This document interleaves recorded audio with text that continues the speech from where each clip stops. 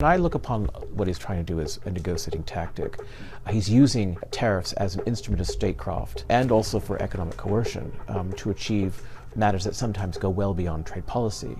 Andrew Hale is a senior trade policy analyst at the Heritage Foundation. In this episode, we discuss how Trump is using various trade tools to strengthen alliances and weaken adversaries. Amongst the protectionist side, there's a knee-jerk reaction saying a tariff is the panacea to all of our problems. And actually, a lot of these problems we created right here in Washington, and we can fix them right here in Washington with dealing with some of the stupid and foolish regulations that we have. What we cannot go back to is what we had during the Clinton years, what we had during the Bush years, the Obama years, which was this seamless trade with China, where we treat them as a market economy. They're a non-market economy. They're a foreign adversary. This is American Thought Leaders, and I'm Jan Jekielek. Andrew Hale, such a pleasure to have you on American Thought Leaders. Thank you so much for having me on. Trump's first foray into using tariffs was this 10% tariff on Chinese goods. And the reaction of the Chinese Communist Party to this has been described by some as kind of weak and lackluster. What's your take? You're talking about his second term. In his first term, Trump attempted to actually negotiate with President Xi, and it was only after the president of the People's Republic of China wasn't willing to negotiate that he then resorted to the tariffs that we saw in the first term. And I think that in the second term, the 10% tariff that was introduced recently was performative, symbolic in a way, because if you look at the threats of the 25% tariff against Canada and Mexico, which is obviously much higher, well, why was that? It's because he expected, and they have, Canada and Mexico have conceded to his demands for more border security with regards to the fentanyl and the migration crisis. But the fentanyl's coming from China, so why not put a 25% on China's? Because he rightly understood and understands that China will retaliate with 25%, as they have already retaliated with the 10% that he imposed. So 25% imposing that on China and having them respond with a 25% would be a lot for us to handle and a lot for them. So I think that was why there was more threatened against Canada and Mexico. I mean, fascinating.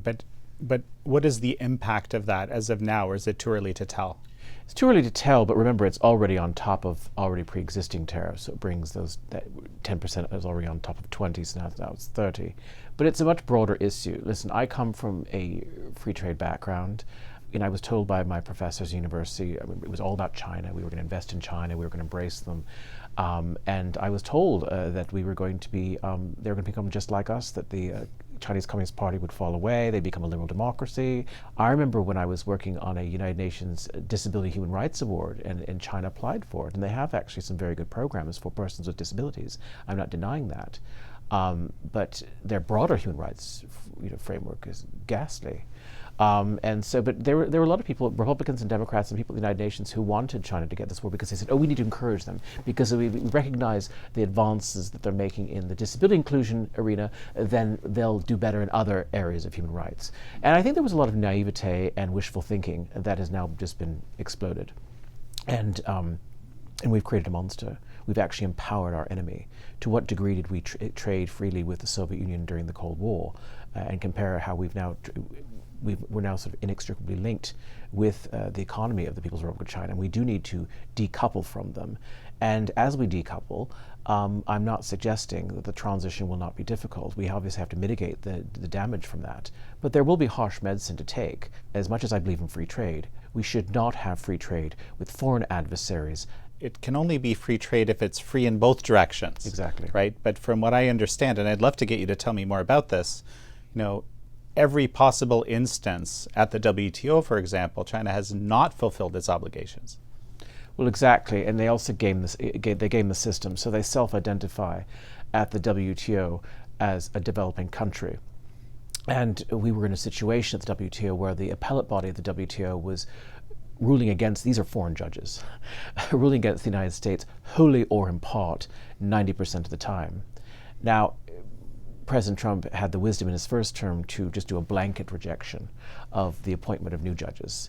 And so there are no longer any judges at the Appellate Body. So the whole Appellate Body, judicial part of the aspect of the WTO is now neutralized. And President Biden also maintained that blanket ban because I think it would have been politically toxic to start appointing judges again. But do remember, the first person to not reappoint a judge for a second term was actually President Obama, but President Trump actually expanded that into a blanket ban.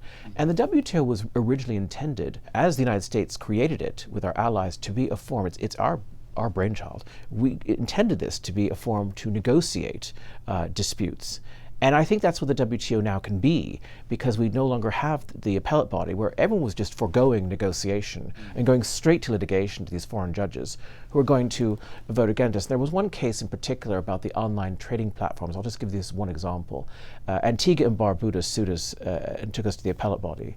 And this is a very small country that has received US aid. They've received money from us. And they sued us because they said that it was wrong that we blocked their online trading platforms. The WTO, these foreign judges, ruled against us and told us we had to get rid of all of our gambling laws. That involves federal gambling laws, state gambling laws, but also native territories, native reservations, First Nations, indigenous reservations. And so it's not just, you can't just do that because, of course, with regards to the reservations, they're semi-autonomous. And then, of course, in the United States, it's not just an issue of a financial or a trade issue, it's an issue of social policy, because we actually classify gambling as a disease that can be, it's an addiction issue. It can have huge societal implications. So to tell us we had to get rid of these laws was, for a postage stamp country in the Caribbean, was, and so we've not paid all those fines and what have you. And I think it was appropriate that President Trump took the action he did to neutralize the appellate body. So you've described these 10% tariffs against China as mainly performative, but what's their real purpose? It leaves the door open, which what President Trump tried to do in his first term, which is to have negotiations. So obviously, if you just start throwing out, hundreds of percents of tariffs, what have you, you kind of mitigate that. So he's leaving the door open for negotiations to take place. And if you look at, for example, the announcement of former Senator Perdue as the new special envoy for China, this is someone who lived in Hong Kong. He did business in China. Yes, he's made very hawkish statements when he was a senator about China, but he also understands business in Asia and how China plays such an important role. And I noticed the announcement wasn't a particularly hawkish statement when they announced him, and I think that they also want to try negotiating with China first, as President Trump, in his wisdom, tried to do in his first term, but that was rebuffed by at the PRC end. But what we cannot go back to is what we had during the Clinton years, what we had during the Bush years, the Obama years, which was this seamless trade with China, where we treat them as a market economy. They're a non-market economy. They're a foreign adversary. And that's very, very important to make that distinction. Because, for example, if you operate a business in China, as all businesses in China, if you're a medium-sized business, and if you employ more than 3 Communist Party members, you must have a Communist Party cell. That is a national security threat to us. That's not free market. That's a blurring of the lines between politics, government, and the private sector that we shouldn't be tolerating, and we shouldn't be operating in that system. American companies should not be operating and saying, okay, fine, we'll just allow a Communist Party cell to exist within our company. I came across a fascinating graph recently on X where you've come across all sorts of fascinating things showing basically the reciprocity or lack of reciprocity around tariffs. For example, with the US imposing a lot less tariffs on just about everybody, with China being a very stark example, than in the other direction, those countries imposing tariffs on the US. Is reciprocity something that we should be aiming for? Well, I think it's something we need to look at. So, for example, if you look at the 10% tariffs that the European Union imposes upon our cars, our automobiles, they're allowed to do that under WTO rules. So you could ask the question, why don't we do that? Why do we have such small tariffs against them? So I think President Trump raises a very, very important point. I think there are other issues, of course, to address, which are, of course, regulations and why aren't we manufacturing more at home? And that also there's a lot of other factors that play into that. But yes, what he said, he's coming around to the conclusion that reciprocal tariffs are what we should be looking at, as opposed to some of the things he was talking about before, which he referred to as the flat rate tariff. If you tariff everyone the same, irrespective of their unfair practice, and the circumstances, then it kind of neutralizes using these tariffs for targeted purposes. Andrew, just one quick sec. We're going to take a break, and we'll be right back. And we're back with Andrew Hale. the J. Van Andels, Senior Trade Policy Analyst at the Heritage Foundation. So, and what about these new Section 232 tariffs that were announced on steel and on aluminum, presumably afterwards? Well, he did the same thing in his first term, and of course they were eventually suspended, and then of course tariff rate quotas were put in place. In some cases, remember, they can be implemented as they are, and then of course they can also be suspended pending a negotiation. I look upon what he's trying to do as a negotiating tactic. He's using tariffs as an instrument of statecraft and also for economic coercion to achieve matters that sometimes go well beyond trade policy. Now, with regards particularly to the steel and aluminium tariffs that were announced this week, I think we have to also look at some of the problems we've created here in this country. We actually import 40% of our steel from Canada. They use a lot of hydroelectric power to fuel that. And of course, Canada's blessed with vast natural resources, so that's in line with their green policies. We've had a raft of EPA environmental policies which have crippled American industry. Just last year, there were more EPA regulations implemented under the Biden-Harris administration about the emissions for steel production. And I'm sorry, but EPA regulations and steel production do not mix. If you look at, for example, we now have 11 blast furnaces left in the United States. Some of them were built in the 1950s. And if you look at 1990, we had 57 blast furnaces here in the United States. So over the years, progressively these have gone out of commission, and we haven't built new ones. Why? Because of the regulations.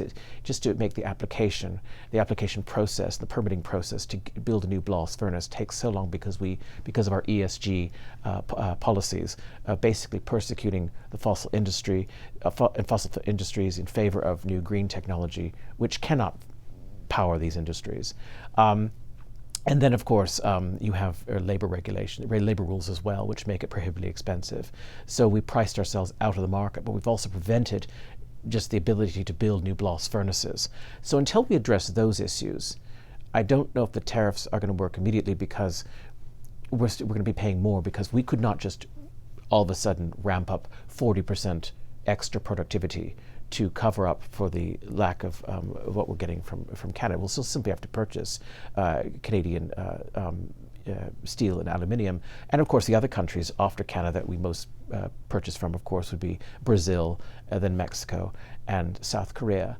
And I don't always think it's advantageous to tariff your allies. We want, for example, to encourage nearshoring and friendshoring production away from China. And if we actually do this, one could argue that we're actually pushing these countries closer to China. I mean, obviously, Prime Minister Justin Trudeau has been effusive in his praise of the PRC regime. The Chinese Communist Party has infiltrated whole aspects of the Canadian government and system in Canada. And so how can we then go to a country and say, we want you to work with us and decouple and de-risk from China if we're going to tariff your stuff? If we want Australia, for example, to purchase our nuclear-powered submarines under the AUKUS agreement, we shouldn't tariff their stuff. But again, I see much of this as negotiating tactics on the part of President Trump. So, for example, as soon as he announced these, he said, "Oh, but today I had a call from Prime Minister Albanese of Australia, and I'm considering giving them an exemption." So again, I think that this is largely a negotiating tool, because in his first term we did have steel and aluminium tariffs, and of course there were negotiations made, and of course there were suspensions of those, and then of course there were tariff rate quotas implemented as an alternative. So that could potentially happen again. I think actually we're in a better position with regards to steel and aluminium than Europe is. They are an example of what we need to fear and never go near. They have destroyed their industry because of these environmental regulations. So, for example, energy is far too expensive in Western Europe and the United Kingdom, to the extent that they have effectively outsourced their industry to China. And China's building 2 new coal-fired power plants a week. and they're building our solar panels and our windmills. How's that helping the environment? So basically, these tariffs are really ruinous because already the energy is so expensive in Europe, and then if you add on a tariff, increase the price in Europe up on top of that, then you have totally wiped out the profit margins. So I think it could potentially finish off the steel and aluminum industry in Western Europe, the United Kingdom, or what's left of it that hasn't already been transferred to the People's Republic of China. You said something very interesting, that they basically, you said they offshored their manufacturing or exported their manufacturing. I've heard this described to me actually on this show as having offshored or exported, and not just them, that's also America and Canada and so forth, their emissions. Yeah, CO2. So here we say to ourselves, hey, look, we have such low emissions, which in fact we're pretty good at keeping those emissions low, whether it's in the US and Canada, but the products are being made in a place where they don't have any of those restrictions. So really, we haven't really dealt with those emissions, have we? No, we're just simply we've simply transferred our carbon footprint to the People's Republic of China. They're using not just these new 2 a week, they're building coal-fired power plants, but also it's dirty coal. The coal they're using in Mongolia, I mean, you have to just go there and see the atmosphere and see how the damage to the environment. We actually have relatively clean coal here in North America. We've got very good quality clean coal, and I'm very pleased that President Trump has said, drill baby drill. He's also said in his first term and now we can export America's clean coal. It's good quality energy, and I'm all for the coal industry, which was absolutely persecuted under the Biden-Harris administration. The irony of that was that traditionally that industry and the workers in that industry, the coal industry, had historically been Democrats, and they've actually come over to the Republican side because of the fact that the Democrats have turned on that. But it's even more than that. I mean, Senator Kerry, who was the environmental czar under President Biden, he went to the Department of Agriculture and declared a war on meat production. Now, I'm sorry. I've seen Senator Kerry dine at Cafe Milano here in Georgetown. He's not a vegetarian, and we're not going to become vegetarians overnight. So if you kill the meat-producing industry here in the United States, we're simply going to import meat. And of course, if you've seen these absurd cullings, the agriculture ministries in, say, the Republic of Ireland, or Belgium, or France, or the Netherlands, basically calling for the culling of their domestic agrarian animals, cows, for example, and sheep, they say, because they're belching in the positive gas that they apparently damage the ozone layer and emit CO2. So apparently we have to, cull these animals. This is crazy because we're still going to need those animals. We're going to need meat products. The ESG is really a cult. It's a toxic cult. It's poison, and it destroys everything it touches, as well as DEI. And what it eventually leads to, and I've seen this in Western Europe and in the United Kingdom where I have lived, it leads to system failure. Nothing, particularly in the United Kingdom, nothing works anymore because of their DEI and ESG policies. One thing that just strikes me is the People's Republic of China actually controls a significant portion of the pork production in America. What kind of a risk is that in your mind? I have spoken to congressmen from pork-producing states. I won't mention them by name, but they're very concerned because China needs to consume our pork. Pork is a food that, for example, China consumes in vast quantities, as opposed to, say, a Muslim majority country would be obviously not, but they would obviously consume lots of lamb. And so if you look at, for example, the New Zealand lamb industry, they've mass-produced halal lamb for a Muslim majority market. And this is, I think, a way to innovate to meet those market demands. And we need to export. So, for example, not just pork, but we produce more apples in the state of Washington, let alone Oregon, than we could possibly consume here in the United States. We must export. Canadians purchase our GM cars, the big SUVs and the big Ford trucks for those harsh Canadian winters. That's a huge export market. And also remember, when you look at GM and Ford, a lot of those intermediate goods, those parts, during the processing of them, they pass across the U.S.-Canadian border several times. You can't tariff them every time they come across the border. We need seamless trade here in North America, and I think that the USMCA, as Bob Lighthizer referred to it in President Trump's first term as the gold standard in free trade agreements, that, for example, we should actually celebrate, as we have, and we should encourage other countries to join. I mean, when I talk, for example, to representatives of the United Kingdom government and others, I say, look at this free trade agreement. Why don't you, instead of trying to negotiate a brand new one, why not just join USMCA and try to maybe negotiate a little bit around the edges. And I think that brings me to a statement I wanted to make, which is about President Trump isn't really an ideological protectionist or a free trader, as many on both sides would like to sort of claim as theirs. He's a deal maker. You have to remember, as much as there was these sort of barriers to trade that he put up for purposes that often were not even about trade, they were about something else that he wanted to achieve, because he's a deal maker. He also was negotiating a number of free trade agreements at the time he left office.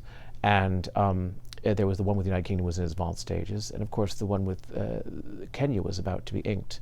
And so I think we have to remember that there was, over here some barriers he put up to trade, but also there was the free trade in the negotiations of that. And of course, in his memo they put out the day after his inauguration he calls for an investigation about the countries that we should have agreements with and market access with. And I think with regards to reciprocal tariffs, what he's trying to create is market access. President Biden was a traditional protectionist in the vein of Jimmy Carter and Walter Mondale. And he said that we're not going to have any free trade negotiations with any country anywhere and no market access discussions with any country anywhere.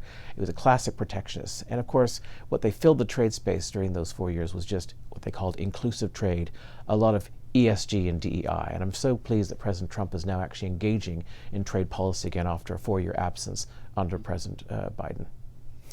Just very briefly about Canada. It's of course a huge trade partner of the U.S., but there's some industries that are just kind of inviolable and are deeply protected. For example, telecom or dairy would be another one that comes to mind. And so, do you actually see that as a possibility to achieve some sort of reciprocity in these areas, which have been, they've been trying, the U.S. has been trying for decades, as far as I know? Well, for example, with regards to dairy, it's Quebec dairy we're looking at primarily, and now, as I discussed recently with some representatives from Quebec, are we really going to, upend this brilliant, gold standard in free trade agreements, the USMCA, over milk? We can certainly discuss those. That has been taken to a dispute resolution already under USMCA, and a decision was made. I would remind people, though, there is more dairy produced in the state of Wisconsin than there is in all of Canada. Canada has a very, very, particularly with arable farming, a very short growing season in parts because, of course, the very long winters. And more further north you go, the less and less you can do. Obviously, you have to heat barns for animals. And so, again, you're looking at really within a small 100 miles of the American border, where most Canadians live within 100 miles of the U.S. border. Also, the other issue, of course, is Canadian softwood lumber. Now, when I talk to American home builders, they want to have the freedom of the market to choose because they prefer to build homes with Canadian softwood lumber. I know we have lots of lumber here in the United States, and I'm not a home builder, but I've spoken to American home builders, and they tell me they prefer it. They say it's less termite prone and it's more durable, and they prefer to, if they're given a choice, they will purchase Canadian softwood lumber. I would prefer to let the market decide on those issues. Obviously, the quality of lumber in Arizona will be vastly different from, say, the lumber in British Columbia. Well, Andrew Hale, it's such a pleasure to have had you on the show. It's been a pleasure. Thank you so much, Jan. Thank you all for joining Andrew Hale and me on this episode of American Thought Leaders. I'm your host, Jan Jekielek.